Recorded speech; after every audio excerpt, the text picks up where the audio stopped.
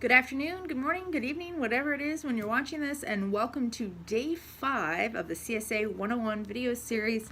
I am excited to talk to you guys today about these frequently asked questions and tips. This is some pretty crucial information. This is great for you guys that are new, and it's also a great reminder for those of you that are returning. Today we had the farmer's market, so I am a little sleepy, I gotta be honest with you. I have about 13 things on this list that we're gonna just cruise right through. And if you have any further questions, make sure you put it down in the comments below or send me an email or ask me at the pickup. That works too. I just poured myself this wonderful glass of cold water, and one of our cats just jumped on the table and started drinking out of it. So I have no drink either. That's another reason why we're just gonna breeze through this list. Okay, number 1, let's talk about what happens if you're running late for the pickup or you forget. So one way to not forget is to sign up for the text reminders. So I sent an email out a few times about the text reminders. I can send it to you again, or you can ask me about it. I send out a text every single Tuesday just reminding you, hey, today is CSA pickup day. I will not send any other text any other time in regards to the CSA or spam you or anything like that from that list. I set it up on auto send, so I don't even think about it. It just automatically reminds you guys. However, if you're running late or you forget, we donate the leftover shares to Home Sweet Home Mission that evening. So if you're running late and you know, like, oh, I'm gonna be like 15 minutes more, it's a good idea to text me, send me a text or give me a call, and I can try and leave it at Green Top. I don't know what their rules are. If you're in Lincoln, you can try and get a hold of Rachel and Steve, and sometimes they can set it out by their basketball hoop. But please don't expect Rachel or Steve to hold on to your share for more than just an hours or two. It's not their responsibility to keep track of that. But otherwise, it's gone, is what I'm trying to say. If you forget or you are running late and you don't let us know, we donate it. So it goes to the mission. Our employee Caleb, who's going to be at the Bloomington CSA pickup, he also helps work at the Home Sweet Home Mission, and so he just takes it there to them. So it's gone, and I'm sorry, but that's what we do. All the leftovers go to the mission. Let's see. So that actually covers 1 and 2. What do you do with the leftovers is the second one, and that's we donate it to the mission. In Lincoln, we just let Rachel take what she needs. Rachel and Steve is kind of a way to say thank you for being a host all these years. Number 3, can I send a sub? So if you know you're not going to be there, or maybe you are running late, you can absolutely send a neighbor, a friend, a family member, somebody to pick up for you. You just probably want to let me know if possible, or at the very least tell your sub to tell me who they're picking up for, just so I can check you off the list, and I don't chase them down and wonder who the crazy person is that's trying to steal vegetables from me. But please, I encourage you actually to send a sub. It's a great way to introduce people to the CSA, and to meet new people for us too. So if you want to send somebody, go for it. So number 4, let's talk about weather, specifically weather at the CSA pickup. If it is raining or, God forbid, snowing, we will still have the pickup. We'll just set up tents, and so bring your umbrella. You're still picking up. If there's inclement weather, we'll probably just run into Green Top. The Judds, luckily it's at their house, so they can run in there too. Number 5 is, do you guys do refunds? And we don't. For a couple different reasons. When you sign up, we dedicate a part of the crop to you. So we grow it for you. And I can't offer you a refund mid-season because the plants are already growing, and so then we're left with leftover product that we can't sell. So the CSA is a commitment to each other. I'm going to commit to feeding you, and you're committing to supporting us, and so we don't offer refunds. That being said, I usually have a list of people who are interested in the CSA, and so if you are maybe moving away or you need to find someone to replace you, reach out to me, because I can reach out to that group of people on the wait list and see if anybody wants to buy you out. So number 6, how to order extras. If there is produce that you want, sometimes we'll offer extra peppers for freezing, second tomatoes that you can for salsa. We have lots of opportunities where we might have some less than perfect produce that you can buy, or maybe you want a bag of salad mix or some kale. Luckily, with this new software system, everybody, whether you're a traditional CSA member or not, will be able to log in and purchase what we have extra at that point. So let's use the tomato example. When we have the canning tomatoes, the less than perfect tomatoes, we'll put them in the online store, and then you can just go in and place an order. If you're a Choice CSA member, it'll just get deducted from your credit. If you're a traditional CSA member, you can just pay right there online or bring me a check at the pickup.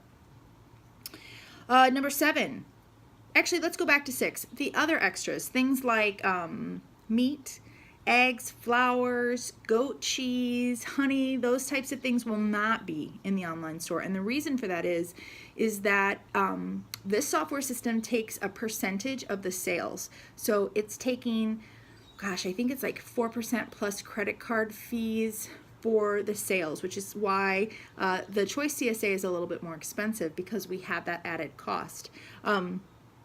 So we are not going to be putting other farmers' products on there because we don't want to pay that percentage of their products. So hopefully that makes sense. So we'll still do it the old way. If you're in Lincoln, you'll just place an order and pay at the pickup, and we'll send it down. You can just send me an email. And then if you're at Bloomington, you can send me an email if it's for meat, or you can buy directly from the vendors there at the pickup.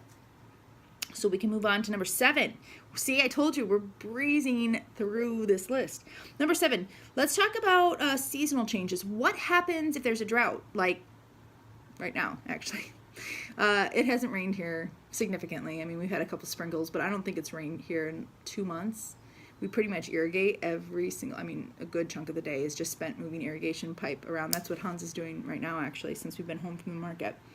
So what happens if there's a hailstorm? What happens if it snows in July? What happens if it doesn't ever rain, or it rains too much? What happens if the pests wipe out an entire crop of potatoes? What happens? Well, again, there's no refunds. This is a shared risk and reward. So you're sharing the risk in farming, but you're also sharing in the reward. So when it's a light year because of the weather or the pests, you might see that reflected in your share.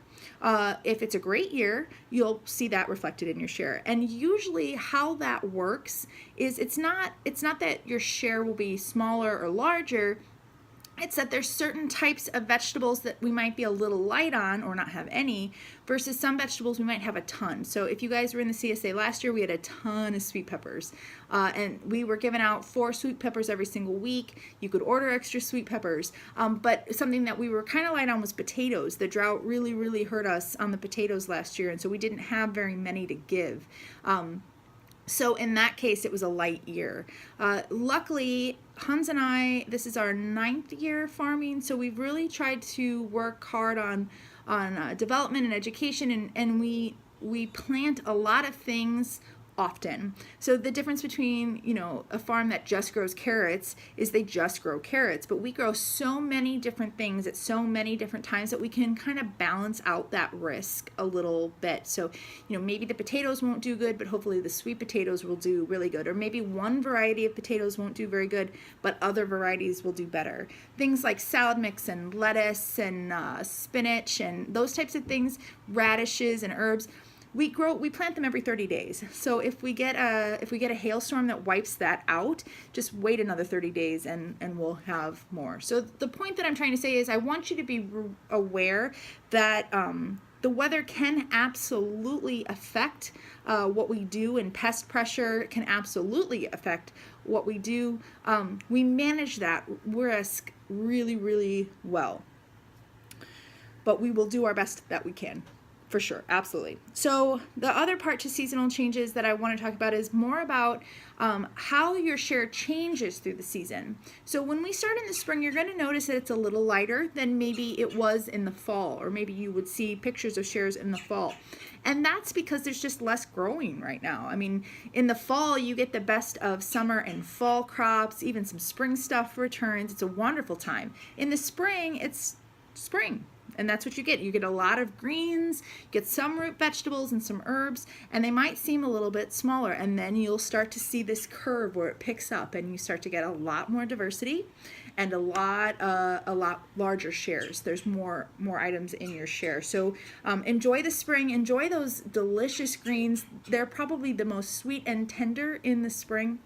Wonderful vegetables like garlic scapes and sweet spring hawker-eye turnips, and these are things that you're only going to get in the spring. So just be aware of those seasonal changes. So number 8 is show up on time.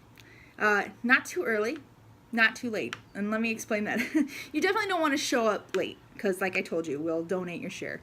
But sometimes, you know, Hans and I get there. We work all day on Tuesday, washing and packing up and boxing this stuff, in addition to all the other farm work and chores that we have to do.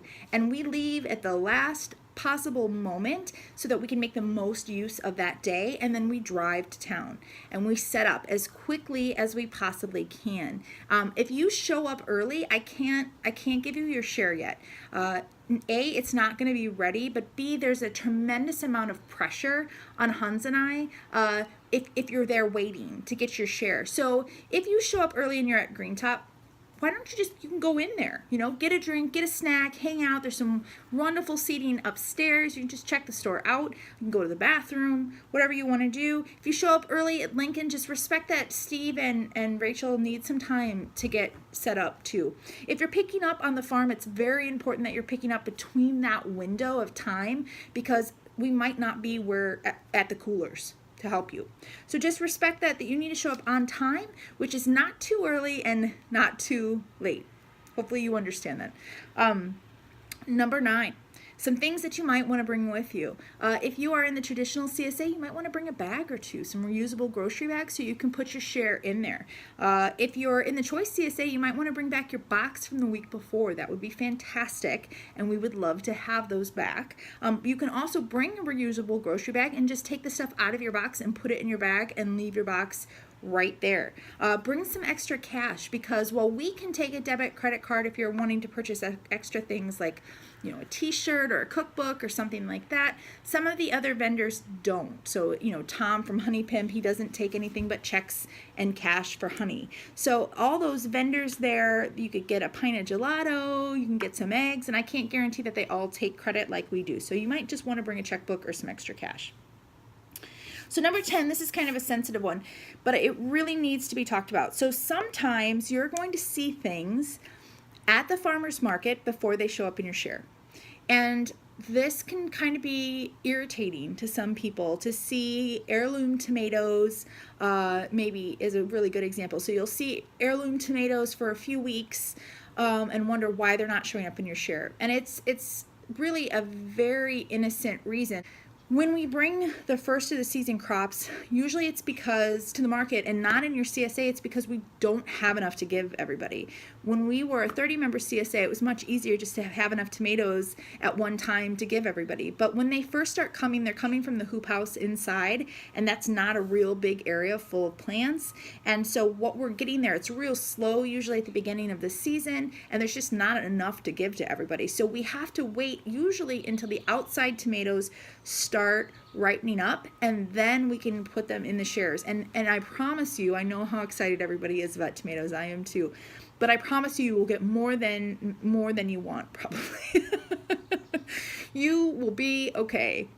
Just be patient with that kind of stuff. So like I said, sometimes you're going to see maybe even things like potatoes and that type of thing. We will dig a partial row for new potatoes for the market sometimes, but it would not be very profitable for us to dig a bunch of tiny little baby potatoes for everybody for 170 members. That's way too much.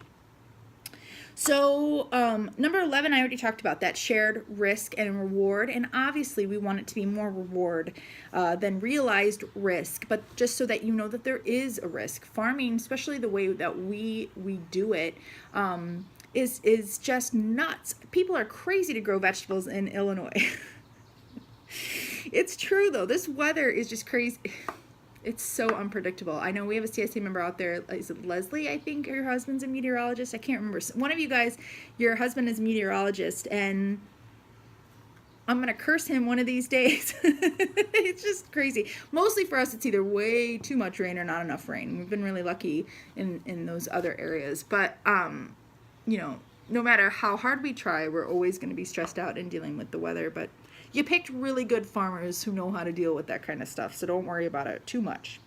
Okay, so number 12, if you are in the choice CSA and you maybe have blown through your credit way faster than you expected, you can add more onto your account. Isn't that awesome? So you can, if you end up spending all your money on spinach and you run out by September, you can add more money. And if you need help with that, just let me know. Okay, last one.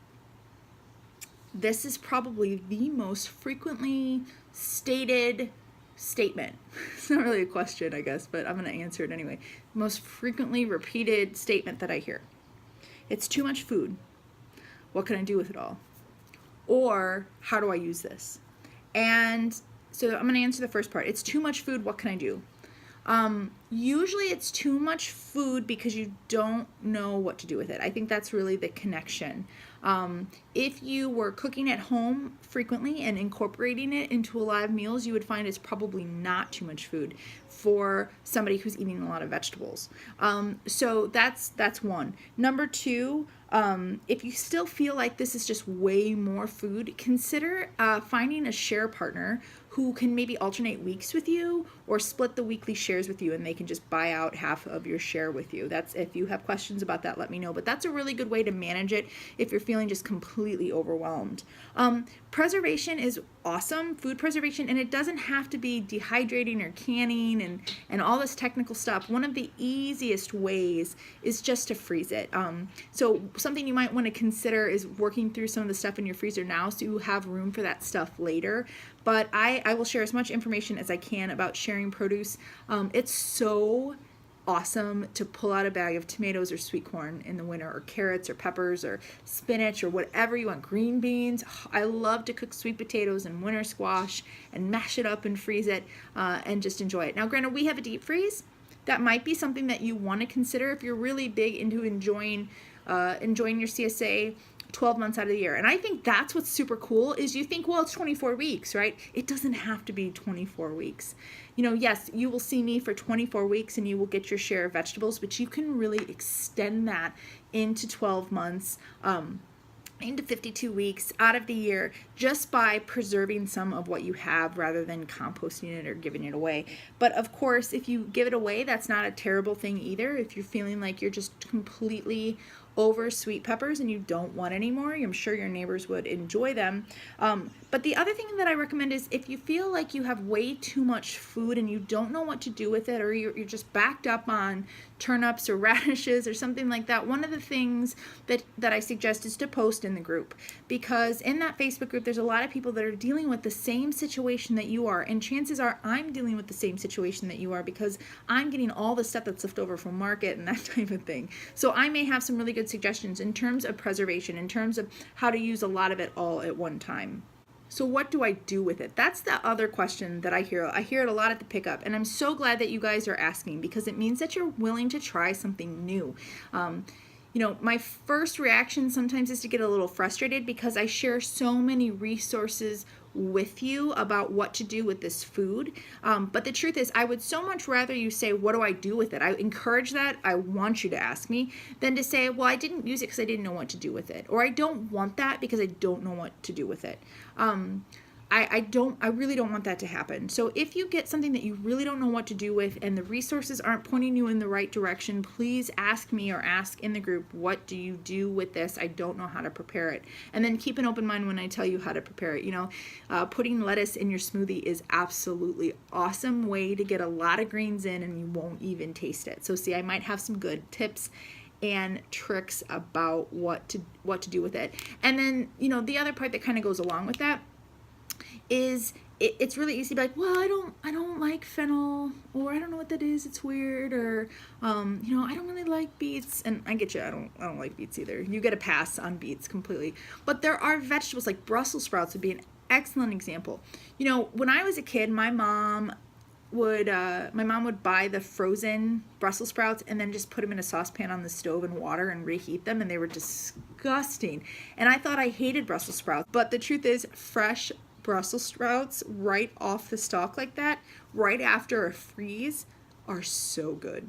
And the difference between really, really fresh food and really, really old food or processed food or canned food or frozen food, that kind of thing, is huge. So at least I encourage you to taste it, try it, keep an open mind with your food.